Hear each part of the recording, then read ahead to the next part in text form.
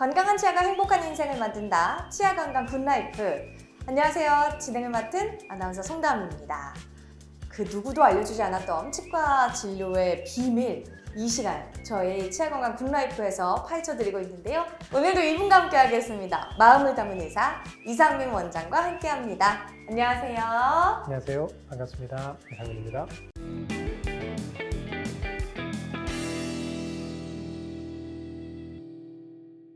원장님, 제가 참 웬만한 통증은 참아보려고 많이 애를 쓰는 편인데요. 네, 이 시린 거, 그 치통은 진짜 못 참겠더라고요. 맞습니다. 특히 시린 통증이 사실 지속되거나 그러면 굉장히 참기 어렵고요.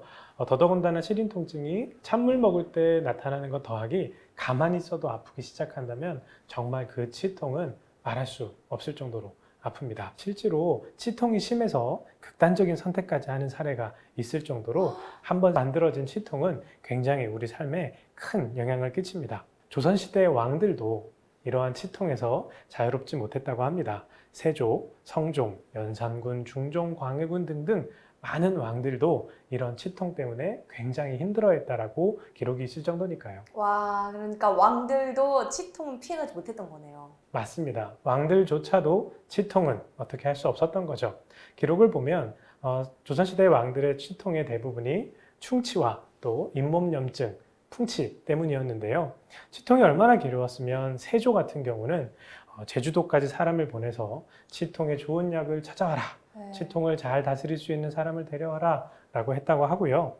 성종은 명나라의 사신에게 명나라에 부탁해서 치통약을 구해다 달라고 사정을 하다가 신하들과 그러지 말라고 싸웠다는 기록들도 있다고 합니다. 진짜 또 그 당시에는 의술이 또 발달하지 못했기 때문에 그런 것 같습니다. 그래도 저는 진통제라도 먹을 수 있는 현대사회에 태어나서 다행인 것 같다라는 생각이 듭니다. 동의보감의 허준도 그때 당시에는 치통을 어떻게 하지 못했지만 저희는 지금 치통의 고통을 해결할 수 있는 시대에 살고 있는 거죠. 맞습니다. 그 시대에 안 태어난 게 정말 다행인 것 같고요. 또 지금 여러분들이 치아 건강 굿라이프를 보시면서 그런 치통에 대한 문제점들을 하나하나 파헤쳐 보실 수 있으니까 아마 지금 이 시간이 굉장히 귀한 시간이지 않을까라는 생각이 듭니다. 그러면 또 오늘은 어떤 이야기, 어떤 치과 치료의 비밀을 들어볼 수 있을지 궁금한데요.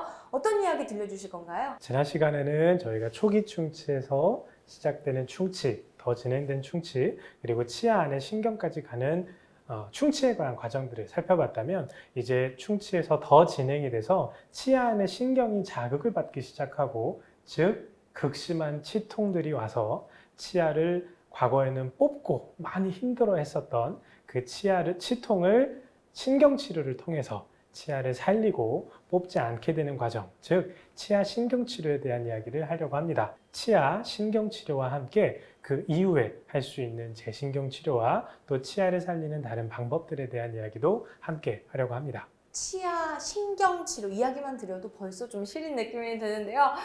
치아 신경치료와 관련해서 고민 있으셨던 분들은 또 오늘 치아 건강 굿라이프 본방 사수 채널 고정하셔야겠습니다. 그러면 본격적으로 시작해 볼게요. 신경치료, 죽이는 치료, 살리는 치료. 오늘 치아 건강 굿라이프의 치통에 대한 이야기로 열어봤습니다. 환자들이 정말 참기 힘들어하는 치통, 그 중에서도 몇 가지가 좀 있지 않을까라는 생각이 드는데 어떤가요? 네, 환자분들이 치과에 왔을 때 다양한 통증들을 이야기하시고 치료받을 때도 다양하게 불편감들을 말씀하시지만 가장 아팠다 그리고 가장 힘들다라고 하는 건 역시 신경치료의 통증과 신경치료 치료에서 나타나는 통증일 것 같습니다. 그런데 신경치료 저도 받아봤고 저도 굉장히 아팠고 힘들었는데 발치를 것도 아닌데 왜 아픈 거죠? 네, 굉장히 좋은 질문이에요. 약간 어려운 얘기지만 얘기를 한번 드려볼까 합니다. 사람이 어떤 걸 느끼기 위해서는 기준점이 필요합니다. 이걸 역치라고 불러요. 예를 들어서 다음 씨가 눈을 감고 있는데 누군가가 깃털로 살살살 한다면 느낄 수도 있지만 느끼지 못할 수도 있겠죠? 그렇죠. 맞습니다. 그 느끼게 되는 순간을 역치라고 부릅니다. 통증도 마찬가지인데요. 어느 정도 이상이 되는 자극을 통증으로 느끼게 되고 그것을 역치라고 부릅니다.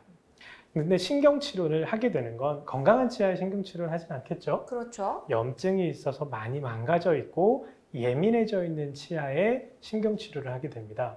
이런 예민해져 있는 치아는 아무리 마취를 하더라도 통증에 대한 역치가 많이 낮아져 있어요. 바꿔 말하면 가볍게 건드는 것만으로도 내 몸은 통증으로 느끼는 거죠. 치아를 발치를 하는 건 오히려 그 조직을 제거하니까 통증으로 느끼는 일이 적다면 신경치료는 염증으로 힘들고 예민해져 있는 곳에 역치 이하의 통증들을 느낄 수도 있는 곳에 치료를 하게 되는 거라서 환자분들이 훨씬 불편감들을 많이 느끼게 된답니다. 근데 신경치료를 또 받아보면은요, 하루에 끝나는 게 아니라 여러 번 진행이 되면서 또 이런 이야기도 하셔요. 아, 다음 치료는 좀 아픕니다. 라든지 또 치료를 받으면서 아, 오늘만 아프고 이제는 아픈 치료는 끝났어요. 이런 이야기를 해주시거든요. 그 아픈 순간들이 있고 진행 방법이 좀 다른 건가요? 굉장히 날카로운 질문이에요. 네. 신경치료를 사실 하루에 맞추기는 쉽지 않아요. 왜 그러냐면 건강한 치아에 신경치료를 하는 게 아니라 염증으로 많이 망가져 있고 예민해져 있는 치아에 신경치료를 한다고 말씀을 드렸잖아요. 그러면 첫날은 충치를 제거하고 염증 때문에 망가져 있는 조직들을 제거를 하게 되는데, 그리고 나서 주변 조직들이 아물고 상처가 나아야 하거든요. 다음씩 긁힌 적 있죠? 그렇죠. 그게 당일날 바로 났던가요? 아니요. 그런 아니죠. 적은 없었어요. 네, 한 며칠 필요하잖아요. 네. 마찬가지로 치아도 주변 조직들을 제거하고 그 주변들이 조직이 나아가는 기간이 반드시 필요한 거죠. 그렇기 때문에 하루에 끝나는 신경치료보다는 2번에서 5번에 나눠서 또 한 번 한 번 오는 게 이틀에서 일주일 간격으로 와야 상처가 낫고 몸이 치유되고 그리고 세균이 줄어들게 되는 거죠. 또 뿌리 끝에 있는 안 좋은 조직들을 제거를 하는 날은 꽤 아플 거예요. 맞아요. 어쨌든 살이 찢기는 고통이니까요. 하지만 처음에 살이 찢기는 고통이 지나고 나면 그 다음에는 소독을 하고 깨끗이 하는 과정이니까 통증이 좀 덜하겠죠. 그리고 최종적으로 통증이 없는 상태에서 신경치료가 마무리되는 거죠. 단계가 있고 그 단계별로 조금 더 아픈 날 혹은 조금 덜 아픈 날들이 있게 되는 거죠. 네, 이런 아픔을 참으면서까지 치료를 받아야 되나, 사실 안 받을 수 있으면 피하고 싶거든요. 그런 방법은 없나요? 신경치료는 사실 환자분들이 오해를 하는데요. 신경을 죽이는 치료라는 표현들을 가끔 하시거든요. 맞아요. 사실 신경을 죽이는 치료가 아니에요.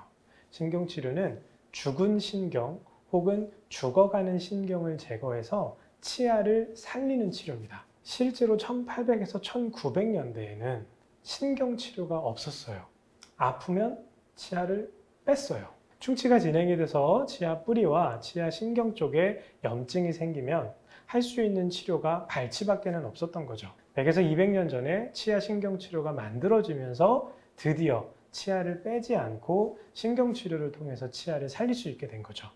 따라서 신경치료를 하지 않고 치아를 살릴 수 있는 방법은 없고, 물론 신경치료가 들어가지 않게 잘 관리하는 방법은 있겠죠. 신경치료라는 건 세균이나 외부 자극에 의해서 죽어있는 혹은 죽어가는 신경을 제거하고 더 이상 세균이 침투하지 못하게 막아주고 그 부분들을 인체에 해가 없는 재료로 잘 밀봉하고 막아서 세균들이 침투하지 못하게 해서 치아의 통증을 없애고 발치하지 않고 치아를 오랫동안 사용할 수 있게 만들어주는 치아를 살리는 치료인 거죠. 그러니까 신경치료는 신경을 죽인다라는 표현 자체는 쓰지 않는 게 좋겠고, 발치라는 최악의 과정을 가기 전에 마지막으로 우리의 치아를 살릴 수 있는 단계다라고 이해를 하면 되겠네요. 맞습니다. 치아를 살리는 진료고요. 또 환자분들한테 제가 설명할 때는 치아를 재활용하는 치료다라는 표현도 써요. 우리가 재활용을 하지 않으면 쓰레기잖아요. 그렇죠. 버리게 되죠. 버리지 않고 치아를 재활용할 수 있는 치료다라고 생각을 하면 좋을 것 같습니다. 역시나 자연 치아가 가장 좋다는 것을 이 신경치료에서도 좀 볼 수 있는 것 같습니다.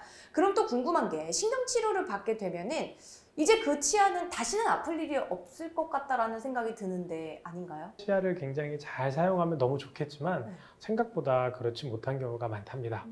미국에서 나와 있는 논문들을 보면 신경치료의 성공률은 약 80% 정도라고 해요. 그럼 나머지 20%는요? 3년에서 5년 안에 아프거나 흔들려서 빼게 될 수 있는 거죠. 심지어 이 80% 성공률조차도 미국에 있는 신경치료 전문의들의 신경치료를 했었을 때를 나타낸 거예요. 신경치료 전문의가 하지 않은 성공률은 훨씬 더 낮겠죠. 20% 정도는 신경치료를 했을 때 실패할 수 있고 재신경치료나 치근단 수술 혹은 재식술을 통해서 그 중에 절반, 약 10%, 그래서 전체 신경치료의 90% 정도는 5년 이상 쓸 수 있지만 10개 중에 하나는 발치하게 될 가능성이 높은 거죠. 이렇게 성공률이 사실은 나오는 이유는 그 치아마다 생김새와 신경들의 위치와 구조들이 다 다르기 때문에 신경치료를 하는 게 굉장히 복잡하고 어려워질 수밖에 없기 때문이죠. 이렇게 다양하고 변이가 많은 치아의 신경을 일일이 제거하고 소독을 하는 과정에서 100%의 성공을 맞기는 어려운 거죠. 사실 치료를 받으면 환자도 힘들고 의사들도 좀 어려운 시술이다라고 알고 있고 성공률도 100%가 아닌데도 신경치료는 해야 되는 거군요. 맞습니다. 치아에 통증이 있다면 우리가 할 수 있는 건 통증을 줄이기 위해서 죽어있는 신경들을 제거하고 치아를 살리는 과정, 그게 신경치료니까요. 그러면 이 신경치료가 100% 성공률이 아니라고 하셨잖아요. 실패하신 분들은 그럼 발치까지 이어지게 되는 건가요? 신경치료를 하고 나서 실패를 하게 되면 환자분들이 불편감을 느끼거나 붓거나 혹은 고름들이 나오기도 합니다. 하지만 그렇다고 해서 모든 치아들을 다 제거하지는 않고요. 신경치료가 실패했을 때 할 수 있는 3가지 방법이 있습니다. 첫 번째는 재신경치료, 즉 다시 신경치료를 하는 거예요. 신경치료를 처음에 한 번 잘하면 되지 왜 2번 다시 하냐라는 얘기를 할 수 있는데 신경치료와 재신경치료는 엄연히 다른 치료고요. 재신경치료와 신경치료의 가장 큰 차이는 재신경치료에는 세균이 완전히 달라지거든요. 쓰는 재료와 기구들 자체가 아예 다릅니다. 재신경치료 말고도 치아 뿌리 끝에서 염증들이 많이 생기기 때문에 치아 뿌리 끝을 자르는 수술, 말이 좀 무섭지만 네. 치근단 절제술이라고 부르는 진료도 있고요. 이런 것들이 안 되는 어금니 쪽에 있어서는 치아를 뺐다가 뿌리 끝을 자르고 다시 집어넣는 치아 재식술이라는 수술도 있습니다. 그러면 이 재신경치료의 성공률은 어떨까요? 아무래도 처음에 받았던 신경치료보다는 성공률이 좀 낮지 않을까라는 생각도 드는데요. 재신경치료 그리고 치근단 절제술 그리고 치아 재식술 다 성공률은 절반 정도 됩니다. 물론 점점 기술들이 개발하면서 각각의 술식들의 성공률을 조금씩이라도 높여줄 수 있는 재료랑 기구 혹은 술식들이 만들어지고 있기는 합니다. 하지만 재신경치료나 치근단 수술 또 치아 재식술에서는 방금 말씀드렸듯이 세균들의 조성이 완전히 달라지게 되고 뿌리 끝에 염증들이 더 심해져 있기 때문에 성공률이 아주 높을 수는 없다는 점은 알고 계셔야 될 것 같습니다. 이렇게 재신경치료가 좀 어려운 것 같다라는 생각이 드는데 재신경치료의 성공률을 높일 수 있는 방법은 없을까요? 과거에는 사실 재료들이 많이 발달되어 있지 않아서 재신경치료를 해도 성공률이 많이 떨어졌습니다. 최근에는 다양한 물질들이 개발되면서 재신경치료의 성공률이 굉장히 높아졌는데 가장 대표적인 재료가 MTA라는 재료입니다. 피랑 직접 닿아도 되는 인공 재료가 2가지 있는데 하나는 임플란트를 만드는 타이타늄이고 다른 하나는 바로 이 MTA라는 재료죠. 이 재료는 몸과 굉장히 친한, 즉 생체 친화적인 재료라서 피와 바로 닿아도 아무런 염증이나 문제들을 일으키지 않습니다. 이런 MTA라는 재료를 통해서 세균들이 들어갈 수 있는 곳들을 줄이고 밀봉력을 넓히고 살균력들을 강화되는 재료들이 만들어지면서 재신경 치료의 성공률을 높일 수 있습니다.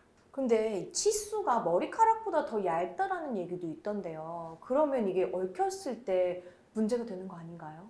신경은 사실 굉장히 가느다란 조직이고요. 머리카락보다 더 가늘어서 사실 눈에 안 보이는 조직들도 많이 있습니다. 제가 그림을 하나 잠깐 준비했는데요. 이 그림을 보시면 치아 머리가 있고 뿌리가 있는데요. 이쪽이 굉장히 얼키설키 복잡하게 연결되어 있는 것들이 관찰됩니다.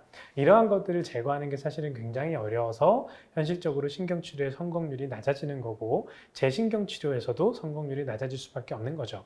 더더군다나 치아는 유리이기 때문에 신경치료를 하는 과정에서 금이 가거나 쪼개지기도 하고요. 또 뿌리 쪽이 좁아져 있는 경우들도 많아서 신경치료나 재신경치료가 어려운 경우들도 사실 많습니다.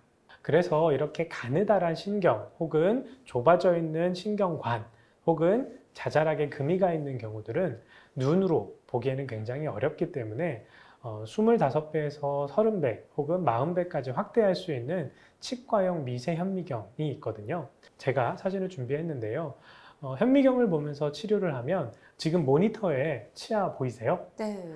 네, 1cm 정도에 해당하는 이 치아를 저 27인치 모니터에 커다랗게 확대해서 놓고서 신경치료를 할 수 있는 거죠. 1cm로 보이는 것보다 27인치 모니터에 크게 보면서 할 수 있는 게 성공률이 훨씬 높아지겠죠? 그렇죠. 네, 치과형 미세현미경을 통해서 치아를 크게 확대하고 자잘한 잔금들이나 아니면 우리가 미처 찾지 못했던 신경관들을 찾으면 신경치료 혹은 재신경치료의 성공률을 높일 수 있습니다. 이렇게 미세 현미경을 이용해서 신경치료 그리고 재신경치료에까지 활용을 한다라는 말씀을 해주셨는데요. 그 외에 치과 치료에도 이렇게 미세 현미경을 활용하는 경우가 있을까요?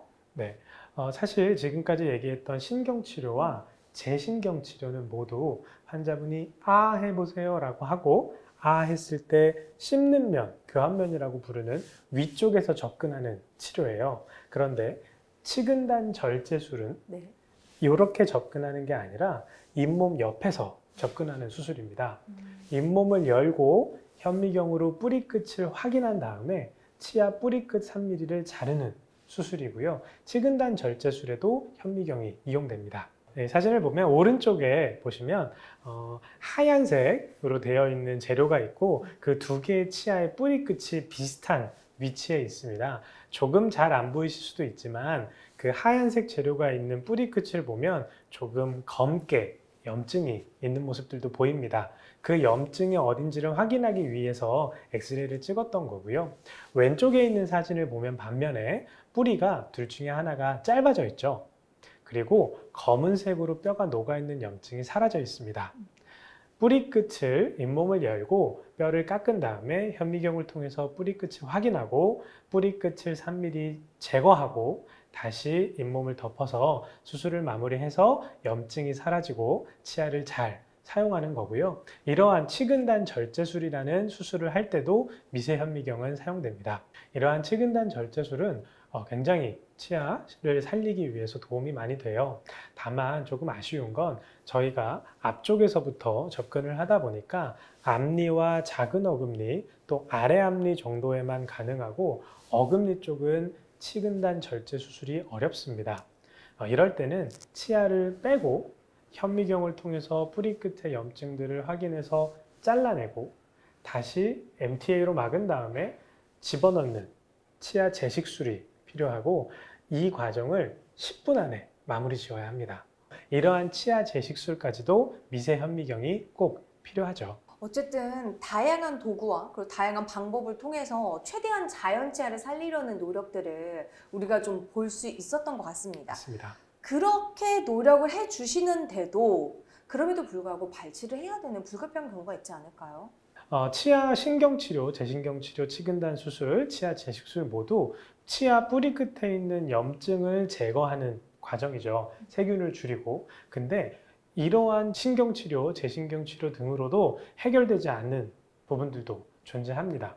바로 치아 자체가 금이 가거나 쪼개져 있을 때입니다. 이거는 붙일 수 있는 방법이 없어요. 네. 자, 제가 환자분 사진을 잠깐 준비했는데요. 이 환자분 같은 경우는 골드 인레이를 하시고 옆쪽에 충치가 다시 진행이 돼서 충치를 제거하다 보니까 안쪽에 신경 4개가 보이게 돼서 신경치료를 하게 됐는데 다음 시 보시면 아시겠지만 신경이 4개 이렇게 동글뱅이로 있죠. 네, 그 옆에 검은 선이 하나 있어요. 맞아요. 네, 이게 바로 치아가 금이 가 있는 게 뿌리 쪽까지 연결되고 있는 선이에요. 물론 이 환자분은 신경치료를 하고 지금 3년째 잘 사용하고 있으시기는 합니다. 엑스레이를 봤을 때 왼쪽에 비교해서 오른쪽에 뿌리 쪽에 하얀색 재료들이 있는 게 보이죠? 이게 신경치료가 마무리된 사진이에요. 하지만 이 환자분께 저희가 말씀드렸던 게 언제 뿌리에 염증이 생길지 모릅니다 라고 말씀을 드렸고 만약에 이 환자분의 뿌리에 염증이 생기면 이때는 금 간 거기 때문에 재신경치료나 재식술이나 치근단 수술로 해결할 수 있는 방법이 없습니다. 이 경우엔 발치를 하게 됩니다.